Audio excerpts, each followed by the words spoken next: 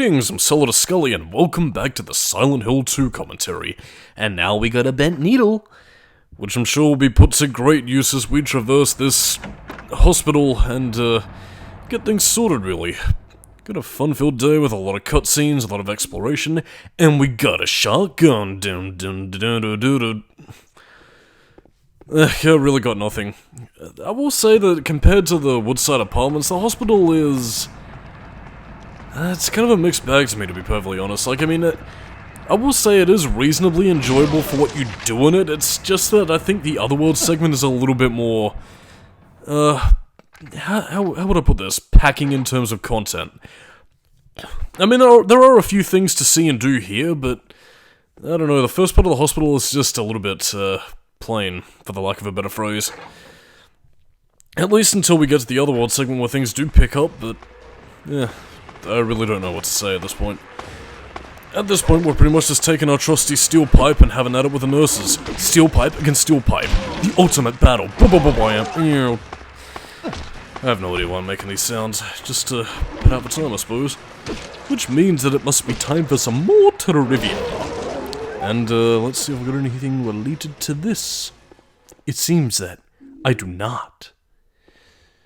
Well, I guess maybe to, again, I kind of missed the point where I could have brought this up when it was appropriate, but, yeah, in terms of one of the earlier cutscenes, actually, with, Eddie Dombrowski, when he was vomiting, according to Masahiro Ito, yeah, apparently he forced himself to do that, so, yeah, I don't know if this is meant to be implied in-game or outright stated, but was Eddie meant to be bulimic? Because, I mean, at the risk of... treading on some uncomfortable territory, like, I mean, that is what somebody with a lot of, body weight issues usually tends to, happen, but, I don't know. Maybe I'm just looking too far into things, but... in any case, basically what you need to be doing at this point, going down to the first floor, getting the code for the third floor door, and basically just making your way across there to solve the Louise turn puzzle. Which is basically just a process with a bunch of extra steps. And I guess at the end of the day, maybe that's part of the reason why I find the Fogworld hospital segment to be a little bit draggy, is that, again, you're doing like a lot of legwork just for a simple puzzle box, and not in the fun Yu-Gi-Oh kind of way, I mean in the fun, unfun, not Hellraiser-y kind of way thing. I mean, there is an amusing reference to Silent Hill 1 where you don't store the drugs in the fridge, unlike what Dr. Kaufman did, but apart from that, we haven't really got much to say of anything, really. Yeah, there's, not much else. You just pretty much go over to the whiteboard, see what the code to the room is, and bada bing, you do the thing, hippity hop. In terms... no, I really don't have anything to say about this segment. And then the craving sets in. Well, I mean, I will say this, in terms of scoring, I will say the hospital does kind of bring its atmosphere up in terms of, the industrial elements. Like, I mean, you'll find this very eerie, chord playing when you're on the first floor. When you're on the third floor, you'll hear this, ambient breathing. When the nurses attack especially, you get some very Silent Hill 1-esque... like, industrial drums beating down on you, so, I mean, it is sound in terms of horror, it's just, what you're doing for a lengthy gameplay commute is just a little bit drab. Anyway, more exploring, more loading, and now what the fuck are we doing? Well, I mean, it won't be appropriate up until a little bit later, but this does actually, teach us a few new mechanics that Silent Hill 2 really doesn't do that much with. In fact, neither does Silent Hill 3, really.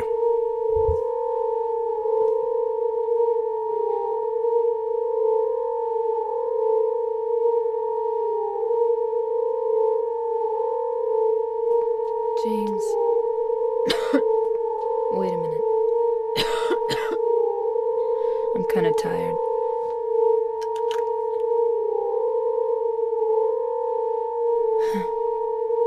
It's just a hangover. You should rest.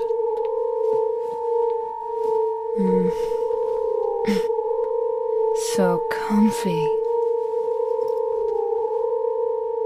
I'm gonna go look for her. For Laura. I'll be back as soon as I can.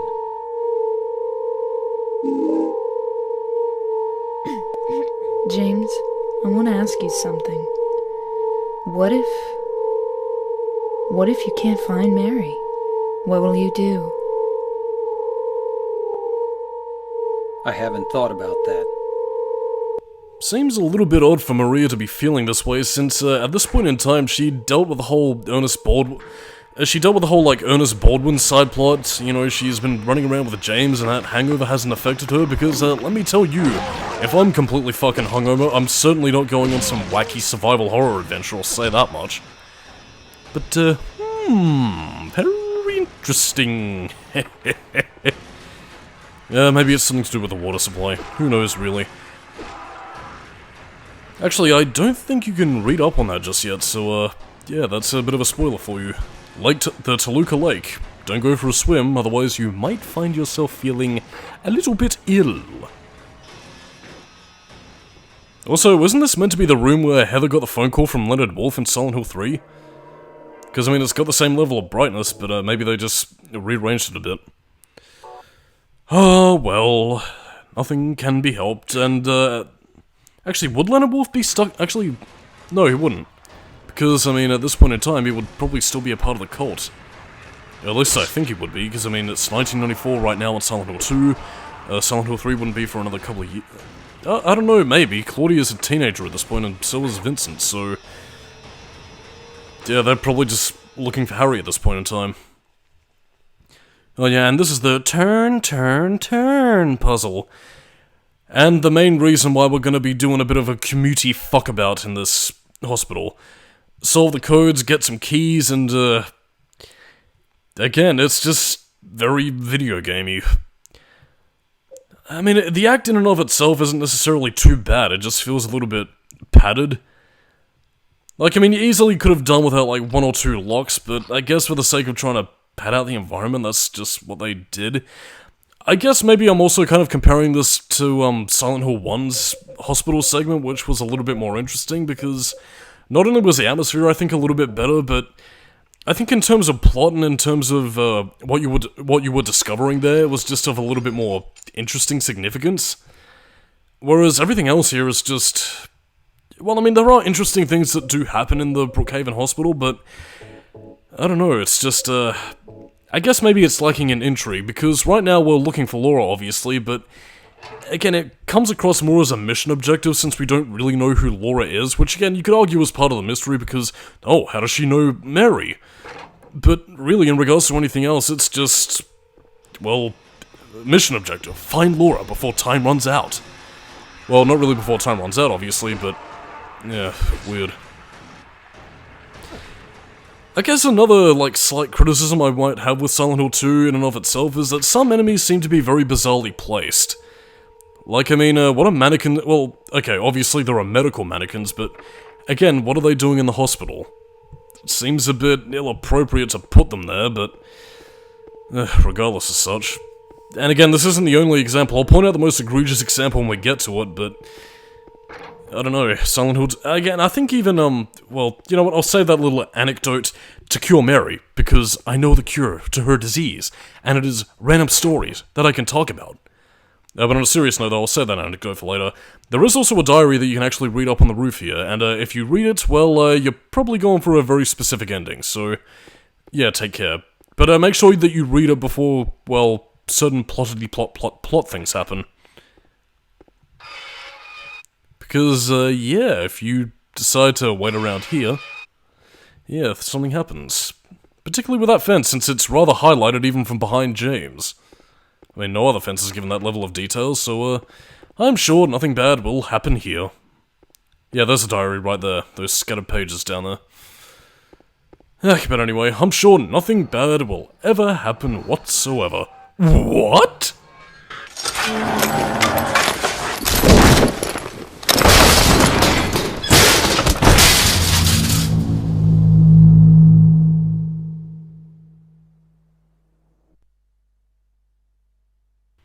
And of course, here is another PC exclusive. Actually, was this in the Xbox version as well? I don't know. But anyway, PC exclusive, I think, question mark, aspect of Silent Hill 2 as well. Yeah, basically, when you're running low on health in the PC version, you get that little, well, red cross to warn you.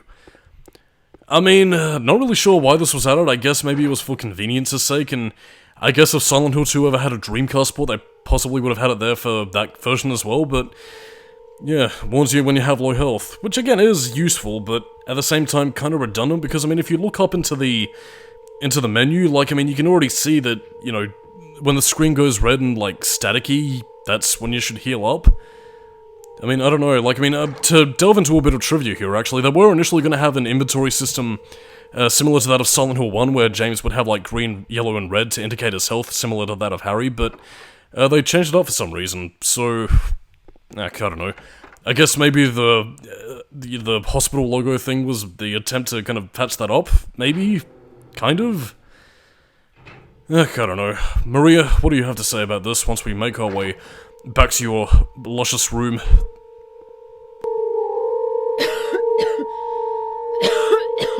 I'll be okay soon. Did you find Laura? Well, that was scintillating, so onwards to new adventure. I literally have nothing else fucking to say. Well, except for the fact that we were about to see the oft-used combination mechanic. And that's not in terms of, like, keycodes or anything, but no, instead for combining items together to have specific uses. I can sort of see why Team Silent didn't really use it all that much, since the amount of combinations they could have possibly had might have been infinite, or it possibly could have led to frustrations during players, you know, when they had the QA testing and stuff, but I don't know, like, I mean, if you're gonna have a mechanic, you would have thought that they would have had more specific instances where it would have been useful, and even in Silent Hill 3, they only had, like, I think 2 instances off the top of my head where it became useful, so again, I really don't know, like, I don't know. It isn't particularly useful, they don't really do much with it, so again, I'm just sort of stuck here wondering, what the fuck? I have no idea why I'm calling it like that, but, anyway. And of course, we unlock the turn box to finally find out what our reward is. And again, much in the same vein as a lot of other puzzles in Silent Hill 2, on riddle difficulty, the combinations do change on each and every playthrough. I don't know if it's randomized or if it's riddle difficulty specific, but yeah. And our reward is hair. A piece of hair. Because I'll treasure you forever, with a luscious lock of hair. Why do I get musical with a lack of fuck all to say? I should probably stop that right now. But anyway, with the piece of hair and the bent needle we got from that teddy bear, we can save the world. By which I mean basically getting the key that can lead us to victory. The key to my heart. And again, that's pretty much the only thing telling us to get that stuff out. Even though I think you could possibly jerry-rig some other items to be of use. I mean, I don't know, like, I mean, I guess this was part of the reason why they also didn't use it very much. Like, people possibly could have been... It possibly could have ran into that adventure game logic where people got frustrated by, like, oh, look, looks like that blade of grass is my only way out. I better use everything on everything, just so I can figure out this puzzle, and then get frustrated, and then they'll throw rocks at Team Silent, and they'll die, then they'll go to Silent Hill, and face their own demons about video game developers and expectations of fans, and of course the whole cycle begins again where they have to face off against the final boss, their version of Pyramid Head, the evil Tom Hewlett. Anyway, now that we have access to the lift, we can finally start moseying on down to the final level of the Normal World Hospital. Yeah, we really don't have much left to explore, so it's pretty much just cutscenes galore, and, well, let's just say we're about to start shifting gears here. What gears and what do they affect? You'll find out soon than you might think. And also, unfortunately, we never go to the pool. I am sad now. What if James wanted to swim a few laps to wash off the stench of the darkness and decay of Silent Hill? Actually, I don't even think we get to visit in Silent Hill 3 either. At least to my knowledge anyway, so, yeah, that's kind of a bit saddening. And anyway, let's gather up some supplies, freshen up our health drinks, have a beautiful day, and we'll be ready to face the nightmares that are presented before us. And of course, what lies behind this door? Teddy bears! And not the enemy kind.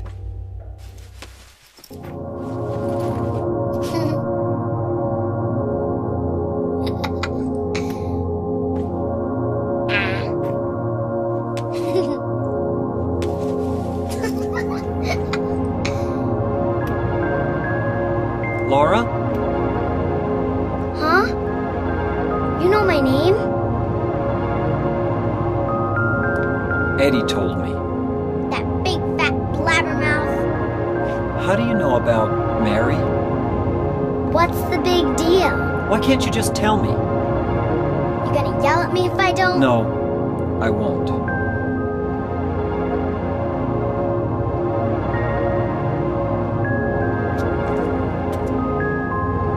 I was friends with Mary. We met at the hospital. It was last year. You liar! Laura, Fine, don't believe me. But last year, Mary was already...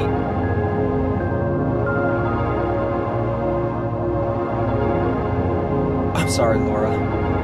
Anyway, let's go.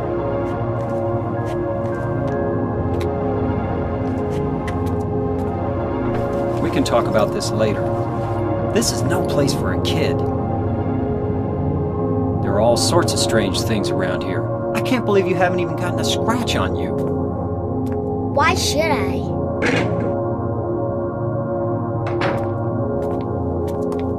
Wait! There's something I gotta get. Later, okay? But it's really important. What is it? A letter from Mary. Huh? I wanna go get it. Is that okay? Yes! Yes!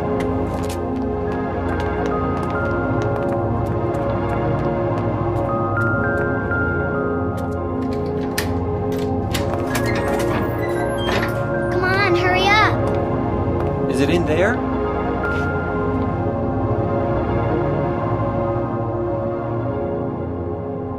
Yeah, in the back.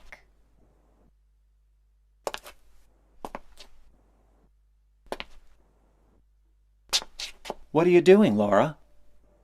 It's further back in the desk.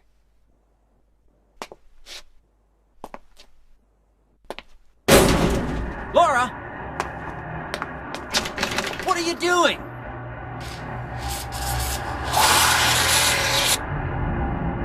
Ha ha, I tricked you. Open the door, Laura.